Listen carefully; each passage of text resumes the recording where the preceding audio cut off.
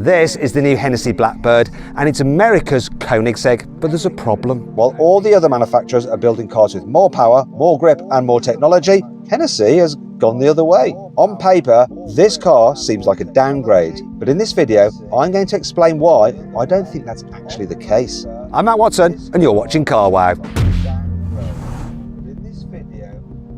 Let's start with the thing that makes everything else make sense. The Blackbird uses an all-new naturally aspirated V8 engine. Sounds as American as apple pie, right? Well, actually, this V8 was developed by Ilmer Engineering, a company based in the UK. They built engines for Formula 1 and IndyCar, so they know a thing or two about developing one hell of an engine. The target power output is 800 to 850 horsepower, all without any electrical assistance, and it'll rev to more than 9,000 RPM. That would make it the highest revving and most powerful naturally aspirated V8 ever fitted to a road car. All of that goes to the rear wheels only, and yet the Blackbird will still do 0 to 60 miles an hour in 2.5 seconds. That's quicker than a Pagani Utopia, and about the same as a Koenigsegg CC850, one of my favourite cars that I've ever driven. And like that car, this car has a 6-speed manual gearbox, though this one is more traditional and doesn't have all the clever solenoids and actuator trickery of the Koenigsegg. This one is a proper old-school manual, so you definitely won't want to accidentally money shift it. The Blackbird will do 220 miles an hour,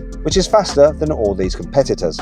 Part of the trick is that it'll weigh less than 1,360 kilograms, thanks to a carbon fibre tub and body panels. Turns out that if you leave the batteries, the motors and the screens at home, you don't need to chase a big power number for ultimate performance. The going backwards theme really kicks in when you open the door. The Lamborghini Revuelto has almost 30 inches worth of screens in it. The McLaren Artura has 18 inches. The Hennessey Blackbird has none. That's right, there isn't a single touchscreen in this car, the dials are all analogue, and you get a mount for your phone, called the Hennessey Holster, to control things like satellite navigation and music. To be fair, Hennessey wasn't the first to think of this, because you get the similar setup in an entry-level Dacia Sandero. Hennessey has really lent into this old school theme. They've even gone as far to give you an old-fashioned key instead of a push-button starter, just to really drive home the back-to-basics nature. But to be honest, I love that. I'm so glad they didn't go down the Porsche route of replacing the key with a toggle that is in the position of the key, or worse still, a physical key that goes into the ignition before pressing a start button. Kudos to you, Hennessey. I'm getting some serious Bugatti Tourbillon vibes from this interior. Just look at the way the dashboard swoops around from each side before flowing into the centre console. And in that centre console, you get a gorgeous gated shifter for the manual gearbox, topped off with a carbon fibre knob. I did think the carbon seats looked really cool as well, but then I spotted something, and I don't mean the Stetson between them. Look at the two holes and the leather pad between them. Then look at the Hennessey badge. It's a face with a giant nose, isn't it? No, I can't unsee it. Speaking of things you can't unsee, look at the central air vents. They're in the shape of a diamond. And then there's the optional sky glass roof, and these overhead switches and dials that make you feel like you're about to be cleared for takeoff. Someone, please fetch me my aviators. The outside is just as dramatic. Just have a look at the sculpted doors and the way they pinch in tightly at the sides. Also admire how long and low this thing sits. Then there's the rear stabilisers. No, not like the ones I had on my rally budgie. These stick up from the rear of the car at 71 miles an hour and sit at a 71-degree angle, which does mean that if you drove this car in the UK, you'd be telling everyone exactly when you're speeding. But Hennessey have thought of this. There's a button to deploy them at any speed you want, so posers rejoice. Around the back, you'll notice the diamond-shaped quad exhaust, the same shape as those central air vents inside, and that motif turns up in the headlights as well. Every one of those details is there for a reason, but we'll come back to that.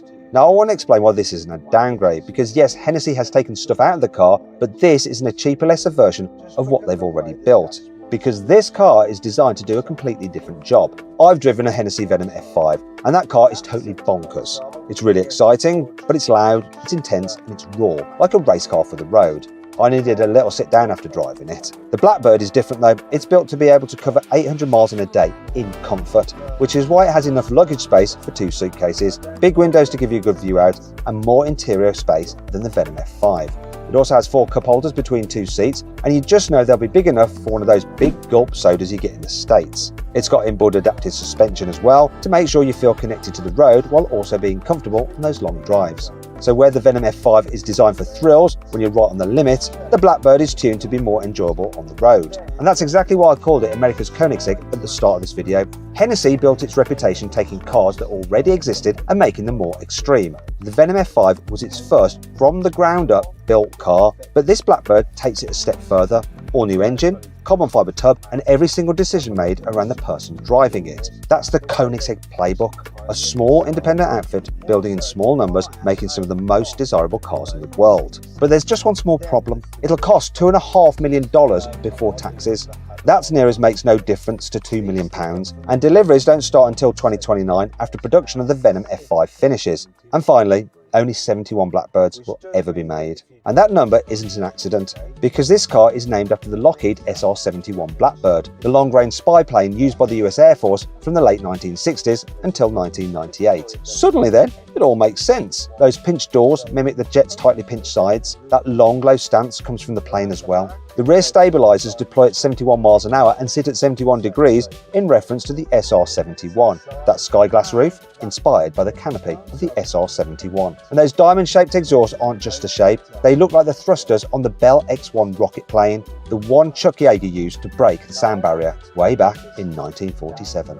The SR-71 was a long-range jet, the Hennessey Blackbird is a long-distance tourer. The only thing it can't match is the top speed. You see, the SR-71 Blackbird could do 2,200 miles an hour, whereas the Hennessey does 220 miles an hour. So it just is lacking 1-0 from the end. And I'm sure if we get enough views and likes on this video, John Hennessey will let me test this car out in a drag race in the future. So make sure you do like and comment on this video and subscribe to this channel for that possible drag race and whatever else I might be drag racing soon. However, if you'd like to see if this new Blackbird is better than the Koenigsegg CC850, then click on the video window to watch my in-depth review of that car. It will blow your mind. Thanks for watching, and I'll see you next time.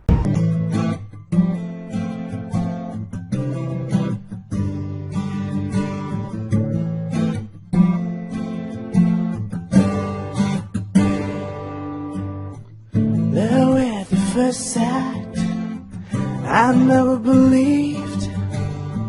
When I saw you for the first time, I changed my mind.